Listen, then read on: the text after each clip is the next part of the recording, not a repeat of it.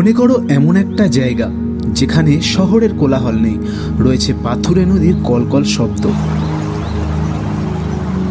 যেখানে ঘরের দরজা খুললেই দূরে পাহাড় চোখে পড়ে। এখানে ঘন সবুজের মাঝে রয়েছে শুধু নীরবতা আর প্রাণ ভরা অক্সিজেন। শুধু তাই নয়, এখান থেকে কিছুটা পথ পাড়ি দিয়ে একটা ছোট্ট ট্রেক করলেই পৌঁছে যাওয়া যায় এরকম এক রহস্যময় জায়গায়, অথবা আরো খানিকটা পথ চললে এসে পৌঁছানো যায় এত সুন্দর একটা লেকের সামনে। আর এত কিছুর পরেও যদি মন না ভরে, তাহলে ভাগ্যে থাকলে হয়তো সামনাসামনি পড়তে পারো জঙ্গলি হাতিরও।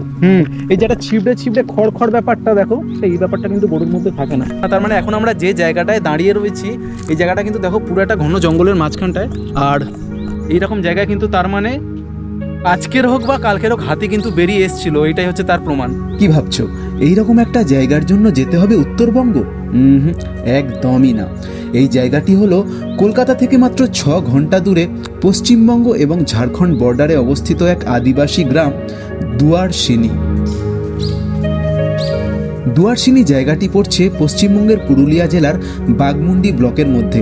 এখানকার ঘন জঙ্গল, লাল মাটির রাস্তা আর শান্ত পরিবেশের জন্য জায়গাটি বেশ জনপ্রিয়। তো চায়ের জন্য বললাম, ছোটবার আমি চা খেতে এসেছি, আর এই জায়গাটা চুপচাপ একটুখানির জন্য চুপ করছি, আর কতগুলো পাখি কিচিরমিচির করছে, তোমরা শুধু শোনো।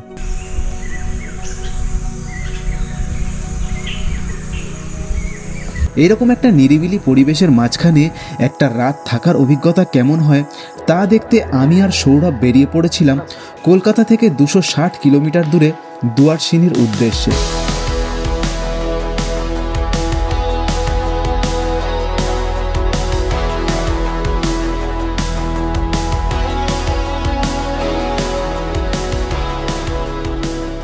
নমস্কার, আরও একটা নতুন ভিডিওতে সবাইকে স্বাগত জানাচ্ছি। তো এখন আমি দাঁড়িয়ে রয়েছি পশ্চিমবঙ্গ এবং ঝাড়খণ্ডের বর্ডারে। আমার পিছনে লেখা রয়েছে, দেখতে পাচ্ছ, পশ্চিমবঙ্গ রাজ্যে আপনাকে স্বাগতম। আমার পিছনে তোমরা যে ঘরবাড়ি গাছপালা যা রয়েছে দেখতে পাচ্ছ, এগুলো সব কিন্তু পড়ছে পুরুলিয়ার মধ্যে।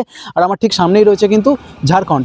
আর আজকের যে জায়গাটা যাওয়ার জন্য এসেছি, দুয়ারসিনি, এখান থেকে কিন্তু আর মাত্র 1 কিলোমিটার বাকি রয়েছে।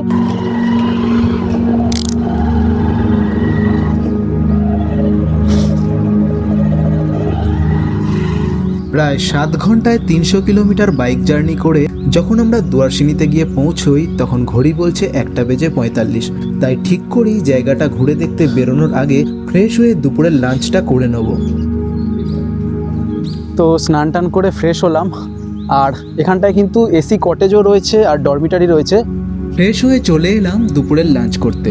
লাঞ্চের কথা এখানে আসার পথে আমরা রাস্তাতেই ফোনে জানিয়ে দিয়েছিলাম, তাই আসার সাথে সাথেই খাবার দিয়ে দিল।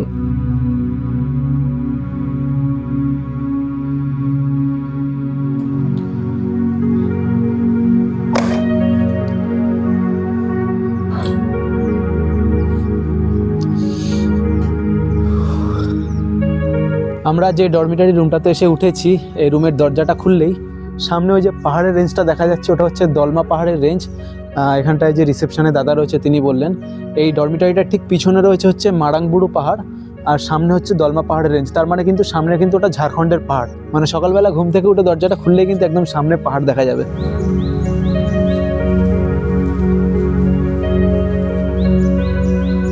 খেয়ে উঠে একটু রেস্ট করে নিয়ে বিকেল 4টের পর বেরোলাম আশপাশটা ঘুরে দেখতে।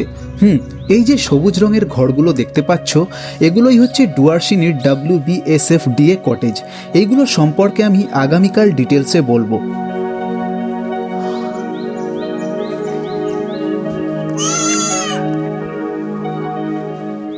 তো খেয়ে দিয়ে উঠে একটুখানি রেস্ট নিয়ে এখন বেরোলাম হচ্ছে একটুখানি আশেপাশটা ঘুরে দেখতে।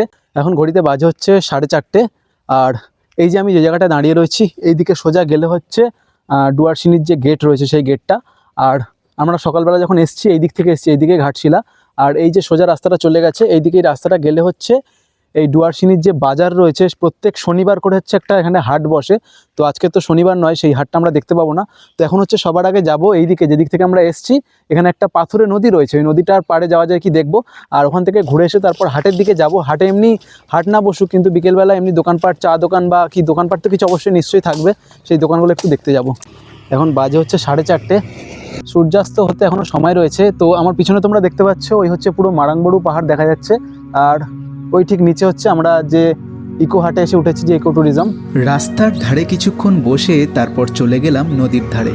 এইবার যেহেতু আমি গিয়েছিলাম বসন্তের শুরুতে, তাই নদীতে জলের পরিমাণ খুব বেশি ছিল না, কিন্তু কোনো একটা অলস বিকেলে এরকম একটা নদীর পাড়ে এসে সূর্যাস্ত উপভোগ করার মজা একদমই আলাদা।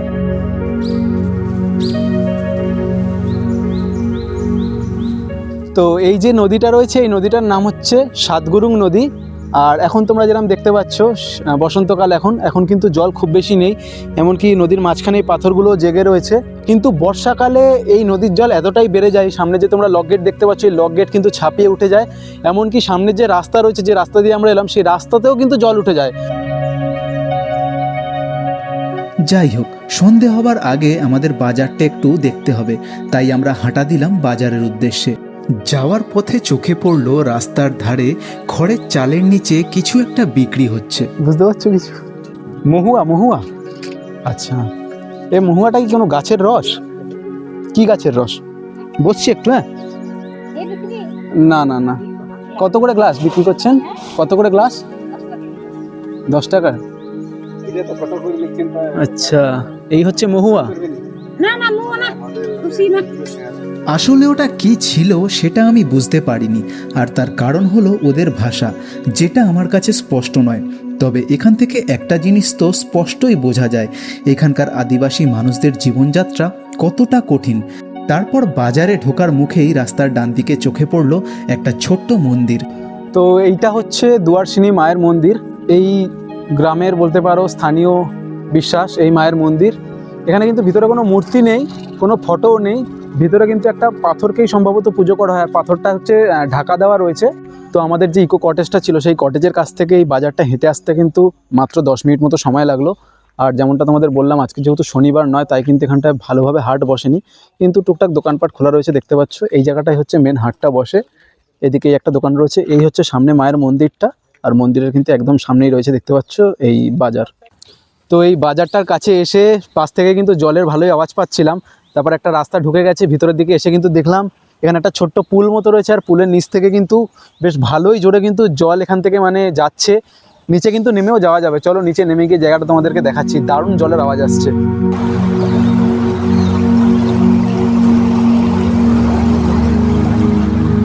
জায়গাটা তোমরা নিজেরাই অনুভব করো। আমি কোথায় এসে দাঁড়িয়ে আছি দেখো, পুলটার নিচে কি জোরে জলের স্রোতটা আসছে দেখো। আর আমি একটা বড় পাথরের উপর এসে দাঁড়িয়ে রয়েছি, জল ভালোই গতিবেগে যাচ্ছে কিন্তু।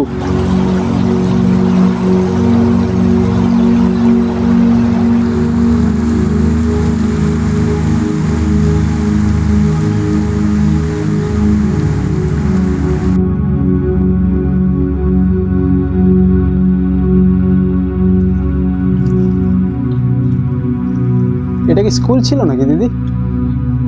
এই বাড়িটা এরকম ভাঙাচোরা অবস্থায় পড়ে রয়েছে। ও আচ্ছা। তো একসময় দুয়ারসিনী ছিল নকশাল প্রভাবিত এরিয়া, এবং এখানে মাওবাদীদের উৎপাত ছিল। 2006 সালের আশেপাশে মাওবাদীরা এই ট্যুরিস্ট বাংলোটিকে একটি পুলিশ ক্যাম্প মনে করে বোমা মেরে উড়িয়ে দেয়, এবং সেই থেকে এই বাংলোটি এইরকম পরিত্যক্ত অবস্থায় পড়ে রয়েছে। তবে বর্তমানে দুয়ারসিনী একদমই সন্ত্রাসমুক্ত এলাকা এবং প্রকৃতি প্রেমীদের জন্য একটি আদর্শ জায়গা হয়ে উঠেছে।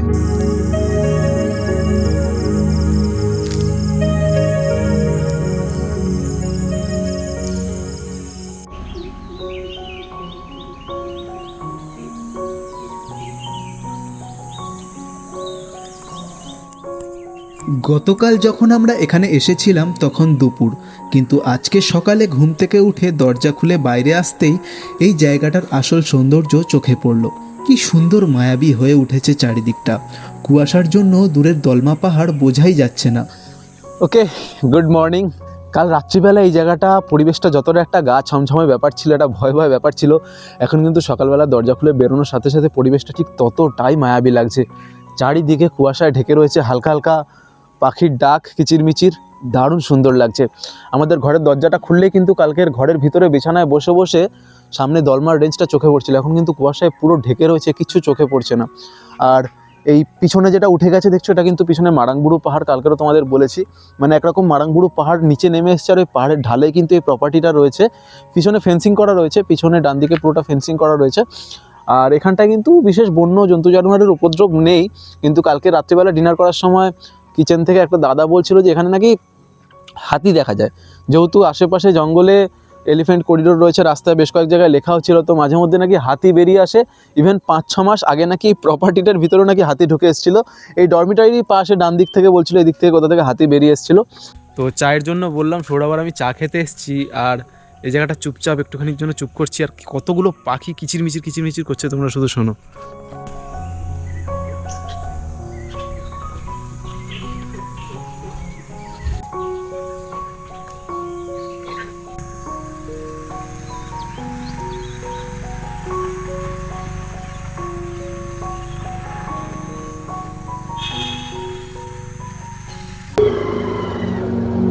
কাল বিকেলে আমরা পায়ে হেঁটে গ্রামটার আশপাশটা ঘুরে দেখেছিলাম, আর এখন বেরিয়ে পড়লাম এখান থেকে 3 কিলোমিটার দূরে আরেকটা গ্রাম ঘুরে দেখতে, যার নাম ঠরকাদহ।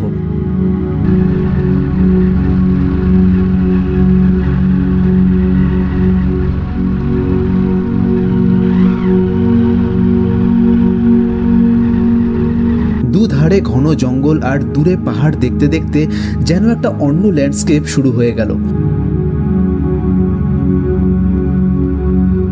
আর যেহেতু আমরা গিয়েছিলাম বসন্তের শুরুতে, তাই রাস্তার পাশে কোথাও কোথাও পলাশও চোখে পড়ল। এইভাবে দুধারে প্রকৃতির দৃশ্য দেখতে দেখতে মিনিট 15-র মধ্যেই প্রবেশ করলাম গ্রামের মধ্যে।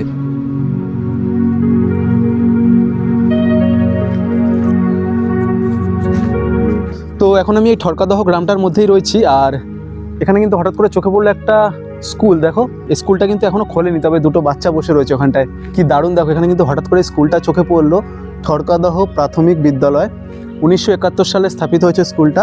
আচ্ছা, এটা বান্দোয়ানের আন্ডারেই পড়ছে, থানা বান্দোয়ান। আর এখানে দেখো লেখা রয়েছে কিন্তু জেলা পুরুলিয়া জেলা। হ্যালো, এই স্কুল কখন খোলে? বাংলা বোঝো? স্কুল খুলবে কখন? তোমাদের স্কুল তো কি পড়ছো দেখি, কটার সময় খোলে স্কুল? আমি অনেক চেষ্টা করলাম ওদের সাথে একটু কথা বলার, কিন্তু ওরা এতটাই ছোট যে আমার কথা কিছুই বুঝতে পারলো না। যাই হোক, স্কুল দেখে নিয়ে তারপর আমি চলে গেলাম গ্রামের একেবারে শেষ প্রান্তে।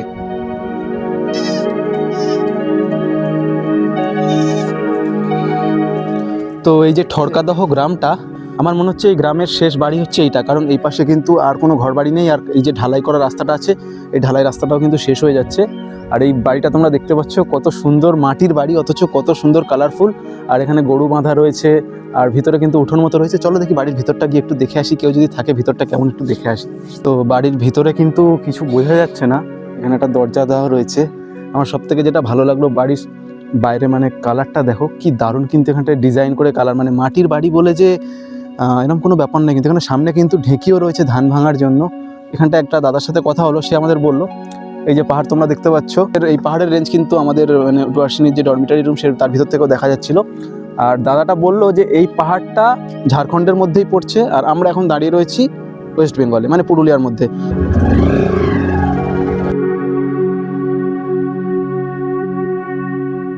তো ঠরকাদহ গ্রাম দেখে এখন আমরা আরও সামনের দিকে এগিয়ে এলাম। কিছু লোককে জিজ্ঞেস করতে বললো সামনে চিল্কি ঝর্ণা এরকম একটা নামের গ্রাম আছে। এখন আদেও ঝর্ণা আছে নাকি শুধু গ্রাম জানি না। তো কেউ কেউ বলছে ঝর্ণা রয়েছে, কেউ কেউ বলছে ঝর্ণা নেই। এখন আমরা একটা পুলের উপর দাঁড়িয়ে রয়েছি, দেখতে পাচ্ছ। আর এই পুলটা পার করে সামনে গেলে কিন্তু রাস্তা কিন্তু আর মানে বাইক নিয়ে যাওয়ার মতো নেই। তো এই রাস্তাটা তোমরা দেখতে পাচ্ছ, এই দিয়ে গিয়ে হচ্ছে সোজা এরকম উঠে যাচ্ছে। তো বাইক রেখে দিয়ে আমরা পায়ে হেঁটে যাব, গিয়ে কিছু দেখতে পাই কি দেখি, চলো।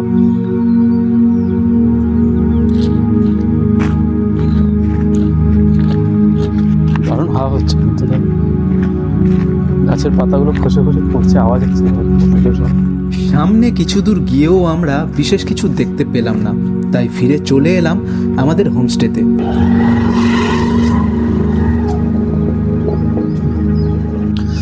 ওকে, তো ঘড়িতে এখন বাজে হচ্ছে 10:30, আর আমরা বাইরে থেকে ঘুরে ফিরে আবার চলে এসেছি। এবার স্নান করব, আর যাওয়ার আগে ব্রেকফাস্টের জন্য বলে গিয়েছিলাম, তো স্নান টান করে ব্রেকফাস্ট করে তারপর হচ্ছে বেরিয়ে যাব। আর যাওয়ার সময় কিন্তু আমরা যাব আবার ঘাটশিলা হয়ে। যাওয়ার সময় ধারাগিরি ওয়াটারফলস বা বুরুডি লেক এই দুটো হয়তো আমরা দেখে যাব। কিন্তু তার আগে তোমরা যারা এখানটায় আসতে চাও তোমাদের জন্য কিছু গুরুত্বপূর্ণ ইনফরমেশন দেওয়া রয়েছে। তো এই দুয়ারসিনি ইকো ট্যুরিজম ক্যাম্প কিন্তু ওয়েস্ট বেঙ্গল গভর্নমেন্টেরই একটা প্রপার্টি। এখানে বুকিং করতে হলে তোমাদেরকে অনলাইনে বুকিং করতে হবে, নিচে ওয়েবসাইট শো হচ্ছে বা ডেসক্রিপশনও দেওয়া থাকবে, তোমরা সেখান থেকে বুক করতে পারবে। কোনো রকম কিন্তু ফোন করে বুকিং হয় না। এখানটা কিন্তু 3টে এসি কটেজ রয়েছে যার ভাড়া পার নাইট 2000 টাকা করে উইথ জিএসটি। আর ডরমিটারিতে 3টে বেড রয়েছে যার ভাড়া হচ্ছে 200 টাকা করে উইথ জিএসটি পার নাইট। আর ফুডিং এখানটায় কিন্তু আলাদাভাবে তোমাদের নিতে হবে। এখানটায় কিচেন রয়েছে, ডাইনিং রয়েছে, তোমরা যেরকম যা অর্ডার করবে সেই রকম কিন্তু তোমাদের কিন্তু খাবার দিয়ে দেবে। আর খাবার কিন্তু অতি সুস্বাদু মানের, আমি কোনো কিছু বাড়িয়ে বলছি না। কাল দুপুরবেলা এবং রাতের বেলা কিন্তু ভেজ খাবার যা দিয়েছিল, আমি ভেজ খেয়েছি, তোমরা ভেজ ননভেজ যা চাও নিতে পারো। খাবার কিন্তু প্রচণ্ড সুস্বাদু মানের ছিল। তো এই হলো বুকিংয়ের কথা। আর আরেকটা কথা, ডরমিটারিতে কিন্তু এই মুহূর্তে বুকিং হচ্ছে না। ডরমিটারিটা কিন্তু একটু ভিতরে মেনটেন্যান্সের দরকার রয়েছে, ভিতরে কিন্তু একটু ছাদটা এবং দেয়ালটার অবস্থা খারাপ। তো বুকিংয়ের ব্যাপার তো বলে দিলাম, এবারে বলি তোমরা এখানটায় আসবে কীভাবে। তো তোমরা যদি বাই রোড আসতে চাও, দুটো রাস্তা রয়েছে। এক হচ্ছে তোমরা খড়গপুর হয়ে লোধাশুলি জঙ্গল হয়ে প্লাস ঘাটশিলা হয়ে আমাদের মতো করেই আসতে পারো। আর যদি তোমরা চাও বেলপাহাড়ি ঝাড়গ্রাম হয়েও আসতে পারো, দুটো রাস্তায় কিন্তু ভালো। আর যদি ট্রেনে আসতে চাও তাহলে কিন্তু নিয়ারেস্ট স্টেশন রয়েছে ঘাটশিলা। ঘাটশিলা স্টেশনে নেমে ঘাটশিলা স্টেশনের বাইরে থেকে কিন্তু তোমরা অটো পেয়ে যাবে। দুয়ারসিনি আসার জন্য অটো ভাড়া কিন্তু 800 টাকা থেকে 1000 টাকার মধ্যে নেবে। আর তাছাড়া যদি তোমরা চাও এখানটায় কিন্তু তোমরা আগে থেকে ফোন করে বলে রাখতে পারো, এরা কিন্তু গাড়ি অ্যারেঞ্জ করে দেবে। গাড়ি তোমাদের ঘাটশিলা স্টেশন থেকে পিক আপ করবে, প্লাস আশেপাশে ঘুরিয়ে দেখাবে, আবার কিন্তু তোমাদের ঘাটশিলাতে ড্রপ করে দেবে। ওকে, তো এখন ঘড়িতে বাজে হচ্ছে 12টা আর আমরা এখান থেকে বেরিয়ে যাচ্ছি। আর ইনি হচ্ছেন এখানে ম্যানেজার বাবু। তো আপনার নাম? সিদ্ধার্থ রায়। সিদ্ধার্থ রায়। তো এনার নাম্বারও স্ক্রিনে তোমরা দেখতে পেয়ে যাবে। তো আমরা এখান থেকে বেরিয়ে যাবো, কারণ আমাদের তো মোটামুটি এই গ্রামটা আশেপাশে ঘুরে সব কিছু দেখাই হয়ে গেছে। কিন্তু যাওয়ার আগে কাকু আমাকে বলছে এখান থেকে আরেকটা দেখার জায়গা রয়েছে, সেটা একটু বলে দিন কাকু কোথায়। ওটা হচ্ছে এখান থেকে 2 কিলোমিটার দূরে বাঁ সাইডে গিয়ে দার্জিলিং পয়েন্ট, আমাদের ওটার নাম দিয়েছি। দার্জিলিং পয়েন্ট? হ্যাঁ, আমরা নাম দিয়েছি। আচ্ছা আচ্ছা। ওখান থেকে ধারাগিরি চলে যাচ্ছে, ধারাগিরি ফলস। ধারাগিরি ফলস থেকে চলে যাচ্ছে আমাদের বুরুডি লেক। আচ্ছা, মানে এখান থেকে ওই রাস্তা ধরে গেলে আমরা ওই রাস্তা ধারাগিরি ওয়াটারফলস, বুরুডি লেক দেখে যেতে পারবেন। আমরা বেরোনোর আগে ম্যানেজার বাবু আমাদের এইখান থেকে খুবই কাছাকাছি ঘাটশিলার দুটো স্পট দেখে যেতে বললেন, ধারাগিরি ওয়াটারফলস এবং বুরুডি লেক। তোমরা এখানে আসতে চাইলে গাড়ি বুকিংয়ের জন্য এনাকে ফোন করে নিতে পারো।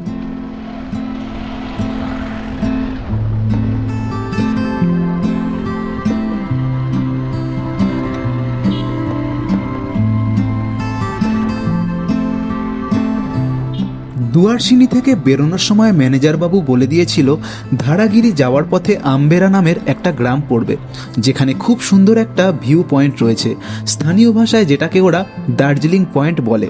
তো এক্ষুনি আমরা একটা গ্রাম পার করে এলাম। মেন রাস্তা থেকে ভিতরের রাস্তায় ঢোকার পর থেকে প্রথমেই একটা গ্রাম চোখে পড়লো, আর সম্ভবত এটাই আম্বেরা গ্রাম হবে, যেটা ওই কাকু বলে দিয়েছিল। আর পিছনে আমার তো এই ল্যান্ডস্কেপটা দেখে মনে হচ্ছে এটাই দার্জিলিং পয়েন্ট ওরা বলতে চেষ্টা করছিল, কারণ তোমরা পিছনে দেখতে পাচ্ছ একদম কিন্তু ভালো একটা রেঞ্জ রয়েছে পাহাড়ের। আর তার সামনে এই যে ল্যান্ডস্কেপটা রয়েছে, এখন যেহেতু ধান কেটে নিয়েছে তাই জন্য এখানটায় ধান মানে চাষের সেরকম কিছু চিহ্ন নেই, কিন্তু স্পষ্ট কিন্তু দেখে বোঝা যাচ্ছে যে এখানটা কিন্তু চাষবাস হয়, পুরো সবুজ ধান ক্ষেত হয়ে থাকে। মানে পাহাড় আর তার সামনে যে এই একটা প্লেন ল্যান্ডস্কেপ, এই জায়গাটাকে আই থিঙ্ক দার্জিলিং পয়েন্ট বলে ওরা বোঝাতে চেষ্টা করছিল। আমি শিওরও না এই জায়গাটা কিনা, তবে এখনও পর্যন্ত যতটা এলাম আমার এই জায়গাটা দেখেই একটু সেই রকম মনে হলো। আম্বেরা গ্রামের পরে ধারাগিরির দিকে বাকি রাস্তাটা একদমই নির্জন ছিল। দূর দূর পর্যন্ত একটাও মানুষ চোখে পড়ছিল না। দুধারে ঘন জঙ্গলের মধ্যে এই রাস্তা দিয়ে বোধহয় আমরা দুজনই বাইক চালিয়ে যাচ্ছিলাম। এমন সময় একটা জিনিস দেখে কিছুটা আশ্চর্য এবং কিছুটা ভয়ের সাথে দাঁড়াতে বাধ্য হলাম। তো আমরা ডুয়ারসিনি থেকে বেরিয়ে এখন ধারাগিরি আর বুরুডির দিকে যাচ্ছি। আর যেমনটা ওদের কাছে শুনেছি এখানটা কিন্তু ভালোই হাতি দেখা যায়। হাতি তো আমরা দেখতে পাইনি, কিন্তু যেটা দেখতে পেয়েছি এই দেখো, এটা হচ্ছে হাতির পটি। নর্মাল গরু হলে আশা করছি তোমরা দেখে বুঝতে পারছো এর সাইজটা। আমি তোমাদের কীভাবে বোঝাবো, বেশ অনেকটা জায়গা জুড়ে ছড়িয়ে রয়েছে। আমি তো দেখে বুঝতে পারিনি, সৌরভ আমাকে বলছে ও এর আগেও দেখেছে। এটা কিন্তু মানে অনেকটা বড়, মানে কীরকমভাবে আমি বলবো যে মানে গরুর গোবর হলে যেরকম সাইজ থাকে বা যেরকম থাকে তার থেকে কিন্তু অনেকটা বেশ ভালোই বড় হয়ে রয়েছে। দেখো, এই যেটা ছিবড়ে ছিবড়ে খড় ব্যাপারটা দেখো, যে খড়খড়াটা ছিবড়ে ব্যাপারটা, এই ব্যাপারটা কিন্তু গরুর মধ্যে থাকে না। তো তার মানে দেখো এই জিনিসটা কিন্তু খুব বেশি মানে পুরনোও নয় বা একদম, মানে জিনিসটা কিন্তু তাজা রয়েছে। মানে কি বলবো, তো হাতি তো দেখতে পেলাম না। তার মানে এখন আমরা যে জায়গাটায় দাঁড়িয়ে রয়েছি এই জায়গাটা কিন্তু দেখো পুরো একটা ঘন জঙ্গলের মাঝখানটায়, পুরো দেখো যেদিকে তাকাবে কিন্তু ঘন জঙ্গল। আর এইরকম জায়গায় কিন্তু তার মানে আজকের হোক বা কালকের হোক হাতি কিন্তু বেরিয়ে এসেছিল, এটাই হচ্ছে তার প্রমাণ। তারপর আরও একটু এগিয়ে গিয়ে ধারাগিরি ঢোকার আগেই আবার একবার সেই একই জিনিস আমাদের চোখে পড়ল। তো ফাইনালি লোকজন দেখতে পেয়েছি আর এক জায়গায় আমরা দাঁড়িয়েছি, এখানটাতেই বলছে ধারাগিরি ওয়াটারফলসটা রয়েছে। তো জল খুব বেশি নেই, কিন্তু তাও আমরা এসছি যখন একবার দেখেই আসবো। ডুয়ার্সিনি থেকে কিন্তু আমরা 12 কিলোমিটার মতো এসছি। আর ওই উপরে তোমরা যে হালকা দোকান মতো দেখতে পাচ্ছ, ওইটা হচ্ছে রাস্তার, ওইখান থেকে আমরা নিচে নেমে এলাম। এখানটা কিন্তু দেখতে পাচ্ছ একটা রকম পুল মতো রয়েছে, এটা পার করে আমাদের যেতে হবে।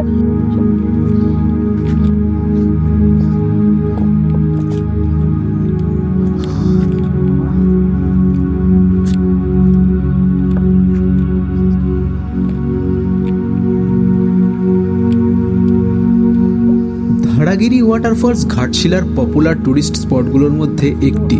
তবে বর্ষাকাল না হওয়ায় এখন এখানে জলের পরিমাণ সেরকম খুব বেশি নেই। তো এই হচ্ছে ধারাগিরি ওয়াটারফলস। প্রায় 10-12 মিনিট মতো সময় লেগে গেল রাস্তা থেকে হেঁটে আসতে। কিছুটা ট্রেকিংও করতে হলো, পাথরের রাস্তা খুব একটা ভালো নয়, কিন্তু এতটা আসার পরে ফাইনালি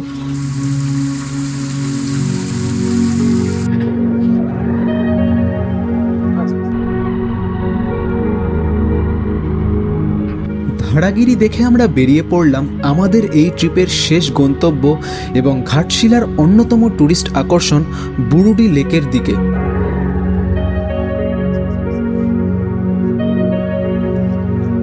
ধারাগিরি থেকে বুরুডির দূরত্ব ছিল মাত্র 7 কিলোমিটার, তাই অল্প কিছুক্ষণের মধ্যেই বুরুডি লেক পৌঁছে গেলাম। তো এখন আমরা চলে এসেছি বুরুডি লেক। আর এটা হচ্ছে আমার পিছনে দেখতে পাচ্ছ বুরুডি লেকের পার্কিং পয়েন্ট। এটা অনেক গাড়ি দাঁড়িয়ে রয়েছে এখানটায়, সাইডে কিন্তু বেশ কয়েকটা রেস্টুরেন্ট রয়েছে। আর পিছনের ল্যান্ডস্কেপটা দেখো, দারুণ সুন্দর, কিন্তু পাহাড় গাছপালা ভর্তি। যাই হোক, এখন ঘড়িতে বাজে হচ্ছে 1:40। তো এটাই আজকের আমাদের লাস্ট পয়েন্ট। এটা দেখে কিন্তু তারপর এখান থেকে আমরা সোজা বেরিয়ে যাবো কলকাতা।